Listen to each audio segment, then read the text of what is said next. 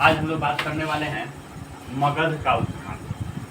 मगध एक ऐसा साम्राज्य रहा है जिसका इतिहास उसको कभी भूला नहीं जा सकता।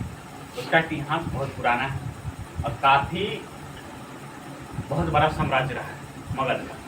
उसकी चर्चा हम लोग बार बार करेंगे, आने वाले टाइम में भी करेंगे, लेकिन अभी हम उसका शुरुआत कैसे हुआ, मगध का उत्थान कैसे हुआ, मगध बना कैसे, उसकी बात करेंगे।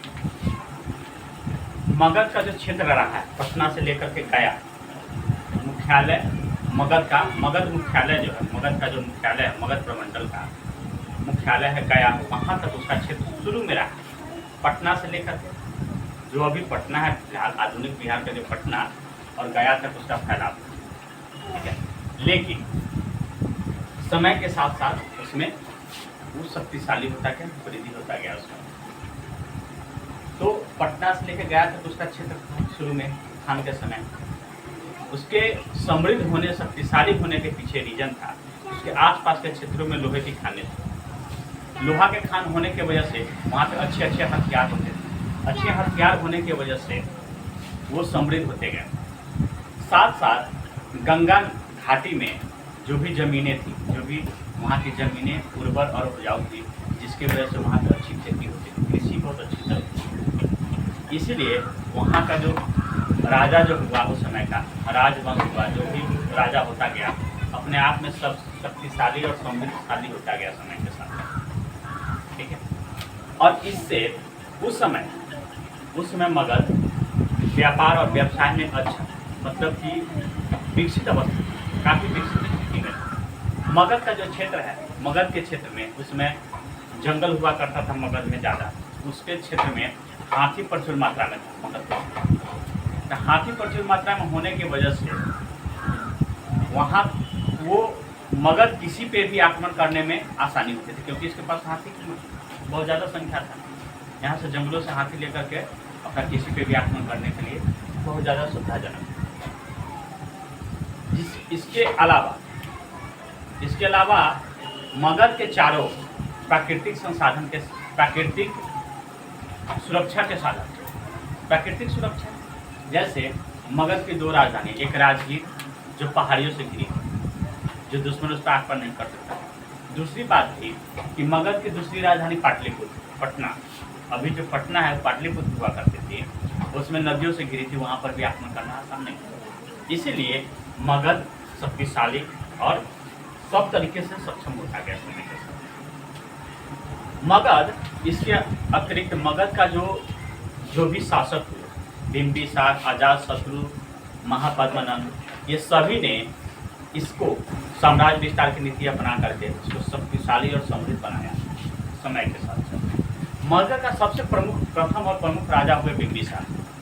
बिंबिसार ने साम्राज्य विस्तार की नीति अपनाई और सबसे पहले इन्होंने क्या किया, साम्राज्य के विस्तार करने के लिए, अपने क्षेत्र का विकास करने के लिए उन्होंने कोसल और लिच्छवी राजवंश से वैवाहिक संबंध स्थापित, लिच्छवी से भी और कोसल से वैवाहिक संबंध स्थापित करके अपनी स्थिति मजबूत की, अपना ताकत को बढ़ाया समय के साथ।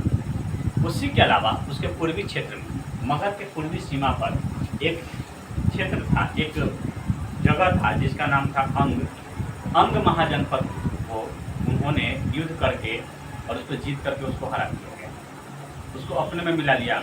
अंग जो एक अलग महाजनपद था उसको मिला करके मगध को विकसित कर लिया, मगध का साम्राज्य बढ़ गया उससे। जब बिंबिसार का समय खत्म हुआ तो अजातशत्रु उनका बेटा, पुत्र, बिंबिसार का पुत्र अजातशत्रु। ऐसा इतिहास में सुनने को भी मिलता है कि अजातशत्रु ने अपने पिता की हत्या करके शासन स्थापित किया। तो बिंबिसार बहुत शक्तिशाली राजा होते अपने टाइम के, बहुत योग्य शासक थे। समय के साथ फिर अजातशत्रु मगध का राजा बने। जब अजातशत्रु अपने पिता की साम्राज्य विस्तार की नीति का अनुसरण करते हुए आगे बढ़े, उन्होंने कोसल को जीता, कोसल से युद्ध किया और वहाँ पे जो राजा था प्रसेनजीत, उसको हरा करके काशी पे अधिपत्य स्थापित किया। और उसके अलावा अजातशत्रु ने कोसल के अलावा वजी संघ के महाजनपद वजी संघ से भी युद्ध करके उसको भी जीतने की कोशिश की और उसने वहाँ पे एक नीति अपना था। वहाँ पे उसके एक मंत्री थे वस्कार की सहायता से वजी संघ में जो भी लोग थे, जो भी मंत्री, सेना, जो भी था, वहाँ का जो भी अधिकारी, सब में फूट डाल करके वहाँ पे उसको जीत करके वहाँ पे शासन स्थापित किया। उसको भी अपने साम्राज्य में लगभग मिला दिया। अजातशत्रु ने एक उसका दुश्मन राज्य था, मगध का दुश्मन राज्य था अवंती। अवंती से सुरक्षा हेतु उन्होंने अपने राजधानी राजगीर की किलेबंदी करवाई, जो किलेबंदी आज भी दिखती है। अजातशत्रु अपने टाइम में करवाए थे राजगीर की किलेबंदी। जब कभी भी राजगीर घूमने जाना तो जरूर देखिएगा, वहाँ पे उसका आज भी उसका प्रमाण, उसका आज भी कुछ न कुछ है वहाँ। अब शेष बचा हुआ है उसका साम्राज्य विस्तार की नीति है। और अवंती उसका हमेशा दुश्मन रहा है, इसलिए उन्होंने अपने राजगीर की सुरक्षा उसकी किलेबंदी करवा दी। अजातशत्रु उसके बाद उसी समय एक पाटलिग्राम था, जो भी पाटलिपुत्र पटना कहलाता है। पाटलिपुत्र गंगा, गंडक और सोन का संगम है, जहाँ पे तीनों का मिलन होता है।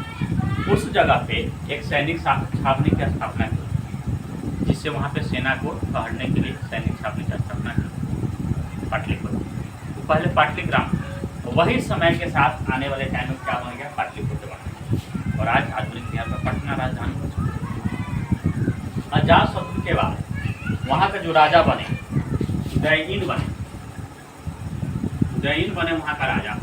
ये भी अपना साम्राज्य विस्तार की नीति अपनाए हुए। इन्होंने भी मगध का राजा बनते ही उसने अपनी राजधानी पाटलिपुत्र बनाई सबसे पहले। जब अपनी राजधानी पाटलिपुत्र बनाई तो उसके काल में मगध और अवंती की दुश्मनी बहुत ज़्यादा बढ़ गई। पाटलिपुत्र बनाया, अवंती और मगध की दुश्मनी काफ़ी बढ़ जाने की वजह से उस समय अवंती का जो राजा था चंद्रप्रद्योत, उदयीन कहाँ का, मगध का राजा था। और चंद्रप्रद्योत अवंती का राजा हुआ। उस समय दोनों में बहुत ज़्यादा दुश्मनी चल रही। और उदयीन ने चंद्रप्रद्योत को हरा करके अवंती को अपने में मिलाने की कोशिश की, लेकिन कभी मिला नहीं, कभी अंग नहीं बना। बार बार हराया जाता था अवंती को। हर बार हराने के बाद भी अब मगध का कभी अंग नहीं बन सका, उसमें मिल नहीं सका अवंती। उसके बाद भी बहुत सारे टाइम में उसको हरा गया। अंतिम रूप से शिशुनाग एक शासक, शिशुनाग, जिसने अवंती को भी हराया, वत्स, कोसम, इस सबको हरा करके फिर से साम्राज्य विस्तार करने। ये हमेशा चलता है समय के साथ। मगध का अंतिम शासक हुए नंदवंश के शासक, जिसको कहा जाता है मगध का अंतिम शासक, नंदवंश का अंतिम शासक नंदवंश। अंतिम इसको नहीं कहेंगे क्योंकि मगध का कहते हैं इस समय का जिसकी हम बात कर रहे हैं, किसकी बात करें, बिंबिसार, अजातशत्रु, उदयीन और नंदवंश के शासक की बात कर। नंदवंश के सबसे महत्वपूर्ण और ताकतवर राजा हुए सबसे ज़्यादा महापद्मानंद जब राजा हुए तो उन्होंने साम्राज्य विस्तार की नीति अपनाई। साम्राज्य विस्तार की नीति अपनाने के साथ अपने राज्य को समृद्ध शक्तिशाली बनाया सकते। और नंदवंश का सबसे अंतिम शासक धनानंद, जिसकी चर्चा खूब होती। महापद्मानंद, उसके बाद सबसे अंतिम शासक नंदवंश का हुए धनानंद। हम लोग अभी तक देखे हैं कि मगध कैसे उन्नति किया, सब कुछ इसके पास संसाधन। सबसे पहले बात है कृषि में बहुत ज़्यादा आगे था, क्योंकि इसके गंगा के घाटी में पड़ता था। आसपास में लोहे की खजाने थे, जिससे हथियार अच्छे मात्रा में, बेहतर हथियार बनाया जा सकता था। हाथी प्रचुर मात्रा में, हर तरीके से शक्तिशाली। और गंगा होने की वजह से, गंगा, गंडक, सोन होने की वजह से व्यापार बड़े मात्रा में होता था, विकसित अवस्था में थे। इसीलिए मगध बहुत समृद्ध और शक्तिशाली। समय के साथ जब धनानंद हुआ तो धनानंद के टाइम में यूनान के एक राजा सिकंदर, वीर विजेता सिकंदर भारत आया था, पूरे दुनिया को जीतते हुए जब भारत पहुंचा तो मगध पे आक्रमण करना चाहता था, लेकिन उसकी सेना ने मगध पे आक्रमण करने से मना कर दिया। पूरा दुनिया जीत के आया लेकिन मगध पे वो आक्रमण नहीं करता। उसके पीछे रीजन थी, तो उन लोगों का मानना था कि मगध बहुत शक्तिशाली राष्ट्र, साम्राज्य है, उसके पास काफ़ी सेनाएं हैं, हर तरीके से सक्षम है, इसलिए इस पर कभी भी वहाँ पे क्या नहीं किया, आक्रमण नहीं किया। सिकंदर हर जगह किया लेकिन अवैध नहीं। लेकिन धनानंद एक अत्याचारी और क्रूर शासक, बहुत अत्याचारी क्रूर होने की वजह से वह जनता में है वो अलोकप्रिय, अलोकप्रिय होने की वजह से उसकी जनता पसंद नहीं करती। इसीलिए समय के साथ धनानंद को हरा करके चंद्रगुप्त मौर्य वंश के शासक, धनानंद को हरा करके मौर्य वंश के शासक चंद्रगुप्त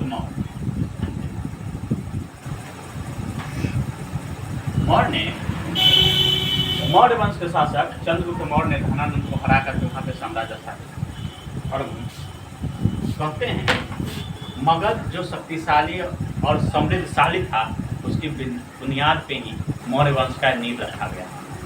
और उसके बाद उस वंश के सबसे अभी तक के इतिहास जितने भी राजा हुए उसमें सबसे शक्तिशाली राजा अशोक हुए, जिनका चर्चा हम लोग नेक्स्ट क्लास में करेंगे।